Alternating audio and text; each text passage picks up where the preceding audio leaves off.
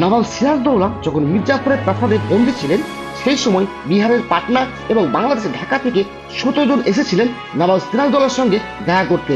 মির্জাফরের ছেলে মিরন ভেবে দেখলেন, এদের যদি বাঁচিয়ে রাখি তাহলে পরবর্তী সময় সিংহাসন দাবি করবে অথবা যুদ্ধ ঘোষণা করবে। তাই খাবারের সঙ্গে বিষ মিশিয়ে 17 জনকে হত্যা করেন। এখানে মোট 17টি সমাধি রয়েছে। 2টি সমাধি উঁচু স্থানে, বাকি 2টো নিচু স্থানে। উঁচু স্থানে যে 2টি সমাধি দেখতে পাচ্ছেন, এনারা মুরব্বী ছিলেন বলেই এনাদের সমাধি উঁচু স্থানে দেওয়া হয়। এখানে একটি সমাধির উপরে ফার্সি ভাষা এবং একটি সমাধির উপরে উর্দু ভাষা লেখা রয়েছে। লোকে মুখে শোনা যায় একজন ছিলেন ঢাকার রাজা আশরাফুদ্দৌলাহ।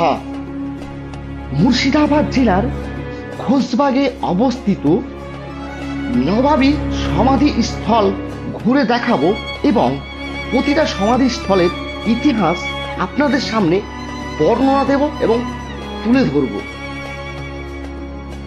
তার আগে জেনে নেওয়া যাক কেন নবাব সিরাজদৌল্লাকে হত্যা করা হয়েছিল। সিরাজদৌল্লার হত্যাকাণ্ডের প্রধান কারণ বাংলার মসনদ দখল এবং ইংরেজদের ইস্ট ইন্ডিয়া কোম্পানির স্বার্থ রক্ষা। এই ষড়যন্ত্রে একাধিক পক্ষ জড়িত ছিল। মির্জাফর ছিলেন নবাবের প্রধান সেনাপতি। বাংলার নবাব হওয়ার তীব্র আকাঙ্ক্ষা থেকেই তিনি সিরাজের বিরুদ্ধে যান।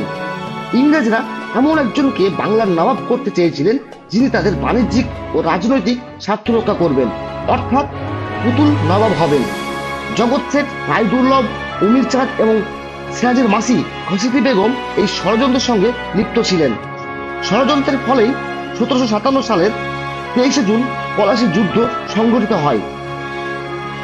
এই যুদ্ধে মীর জাফর, রায়দুর্লভ প্রমুখ সেনাপতিরা তাদের সৈন্যবাহিনী নিয়ে নিষ্ক্রিয় থাকেন। মির্জাফরের এই বিশ্বাসঘাতকতার কারণেই নবাব সিরাজদৌল্লা পরাজিত হন।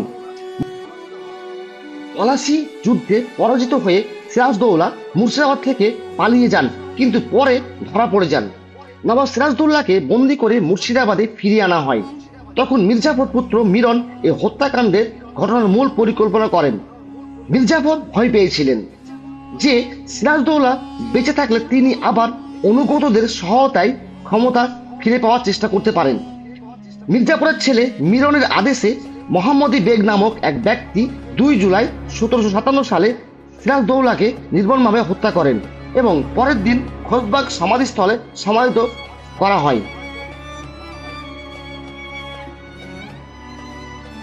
কিভাবে পৌঁছবেন? যারা ট্রেনে ভ্রমণ করে আসবেন, মুর্শিদাবাদ স্টেশনে নেমেই টোটো পেয়ে যাবেন। টোটো ভাড়া জনপ্রতি 20 টাকা। টোটো থেকে সদরঘাট আসতে সময় লাগবে 10 থেকে 15 মিনিট। সদরঘাট পার করে 1 কিলোমিটার ভেতরেই হলো নবাব সিরাজদৌল্লার সমাধিস্থল বা খোশবাগ। সদরঘাট পার করেই আমরা রওনা দিলাম খোশবাগ সমাধিস্থলের উদ্দেশ্যে। সামনে যে লাল রঙের বাড়িটি দেখতে পাচ্ছেন, ওটাই হলো নবাব সিরাজদৌল্লার সমাধিস্থল। খুশবাগের আগের নাম ছিল খুশবুবাগ। এখানে 104 ধরনের গোলাপ ফুল চাষ করতেন আলিবর্দী খাঁ। দিল্লি জামা মসজিদ মডেলেই নির্মাণ করেছিলেন একটি মসজিদ। বর্তমানে মসজিদটি তালাবন্ধ। আলিবর্দী খাঁ সেই সময় হিরাজেল প্রাসাদ থেকে এখানে আসতেন নৌকা করে নামাজ পড়তে। আলিবর্দী খাঁ মারা যাওয়ার আগে রাজা সিরাজদৌল্লাকে বলে গেছিলেন, আমি মারা গেলে এখানে আমার সমাধি দেবী, কারণ এই খোশবাগ জায়গাটি উনি অনেক পছন্দ করতেন। এখানে একান্ত সময় কাটাতেন। মূল গেট পেরিয়েই যে সামনে সমাধি স্থলটি দেখতে পাচ্ছেন, পাঁচিল দিয়ে ঘেরা, এর ভেতরে মোট 3টি সমাধি রয়েছে।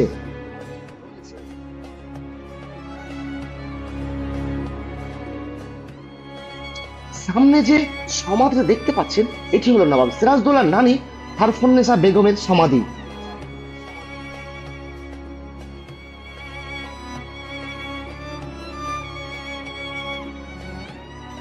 দ্বিতীয় সমাধিটি হলো নবাব সিরাজদৌল্লার মা আমিনা বেগমের সমাধি। আর তৃতীয় সমাধিটি হলো সেই মহিলা যাকে যুগ যুগ ধরে ঘৃণার চোখে দেখে, যার নাম শুনলে এপার বাংলা ওপার বাংলার মানুষ বিশ্বাসঘাতক বলেই চেনে ঘাসিটি বেগম, নবাব সিরাজদৌল্লার মাসি বা খালার সমাধি। নবাব সিরাজদৌল্লা যখন মির্জাপুরের প্রাসাদে বন্দী ছিলেন, সেই সময় বিহারের পাটনা এবং বাংলাদেশের ঢাকা থেকে 17 জন এসেছিলেন নবাব সিরাজদৌল্লার সঙ্গে দেখা করতে। মির্জাপুরের ছেলে মিরন ভেবে দেখলেন, এদের যদি বাঁচিয়ে রাখি তাহলে পরবর্তী সময় সিংহাসন দাবি করবে অথবা যুদ্ধ ঘোষণা করবে, তাই খাবার সঙ্গে বিষ মিশিয়ে 17 জনকে হত্যা করেন। এখানে মোট 17টি সমাধি রয়েছে। 2টি সমাধি উঁচু স্থানে, বাকি 2টো নিচু স্থানে। উঁচু স্থানে যে 2টি সমাধি দেখতে পাচ্ছেন, এনারা মুরব্বী ছিলেন বলেই এনাদের সমাধি উঁচু স্থানে দেওয়া হয়। এখানে একটি সমাধির উপরে ফার্সি ভাষা এবং একটি সমাধির উপরে উর্দু ভাষা লেখা রয়েছে। লোকে মুখে শোনা যায় একজন ছিলেন ঢাকার রাজা আশরাফুদ্দৌলাহ।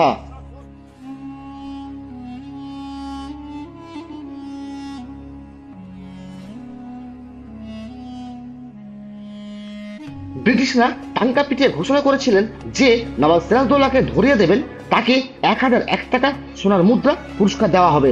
1757 সালে পলাশী যুদ্ধ হেরে যাওয়ার পর নবাব সিরাজদৌল্লা ছদ্মবেশে বিহারের উদ্দেশ্যে জলপথে পালাচ্ছিলেন। নবাব সিরাজদৌল্লা সব ড্রেস চেঞ্জ করলেও পায়ে নাগরা জুতো চেঞ্জ করতে ভুলে গেছিলেন। ওই জুতো দেখেই চিনে ফেলেন নৌকার মাঝি দানিশ ফকির এবং মনে পড়ে যায় ব্রিটিশদের ঘোষিত 1001 টাকা সোনার মুদ্রার কথা। আর সেই লোভ সামলাতে না পেরেই নবাব সিরাজদৌল্লাকে ধরিয়ে দেন। ব্রিটিশরা ভেবে দেখলেন যে নিজের দেশের নবাবের সঙ্গে গাদ্দারি করতে পারে, সে হয়তো কোনোদিন আমার সঙ্গে গাদ্দারি করবে, এবং পরবর্তীকালে তাকে এবং তার স্ত্রী ও সন্তানকে গুলি করে হত্যা করেন। সামনের দিকে যে সমাধিটা দেখতে পাচ্ছেন ওটাই হলো দানিশ ফকিরের সমাধি। মিডিলেরটা ওনার স্ত্রী এবং রাস্তার সাইডেরটি ওনার সন্তানের সমাধি।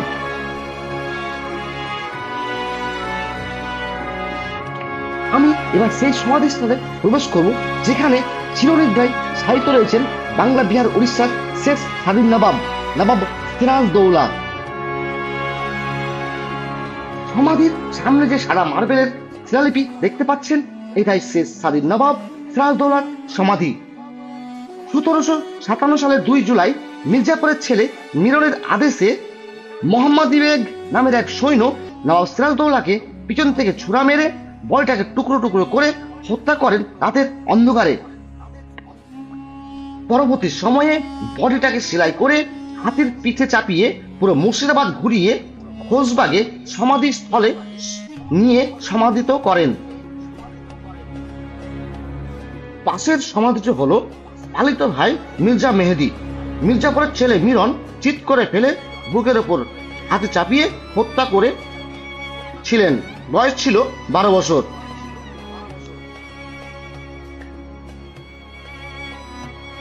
নবাব সিরাজদৌল্লার পায়ের নিচে নবাবের স্ত্রী লুৎফুন্নেসার সমাধি।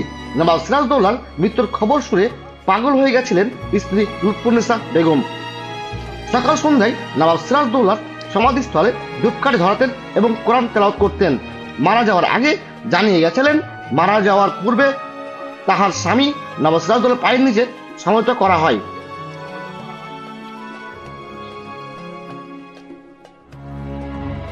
পাশের সমাধিটি হলো মোহনলালের বোন মাধুরীর। উনি ব্রাহ্মণ ঘরের সন্তান ছিলেন। নবাব সিরাজদৌল্লার ঘরে নাচ গান করতেন এবং ব্রিটিশদের গুপ্ত খবর গুলো দিতেন, এবং উনি পরে ইসলাম ধর্ম গ্রহণ করে নাম হয়েছিলেন আলিয়া।